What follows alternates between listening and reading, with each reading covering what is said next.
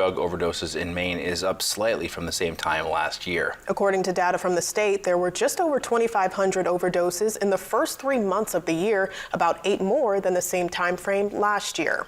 The number of fatal overdoses for the first 3 months of this year dropped about 11% from last year.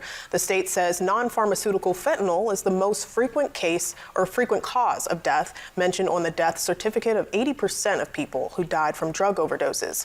Fentanyl is almost always found in combination with multiple other drugs. Today is National Fentanyl Awareness Day. An administrator with the Drug Enforcement Administration says fentanyl is the greatest threat to Americans today, killing more people between the ages of 18 to 45 than terrorism, car accidents, cancer, or COVID.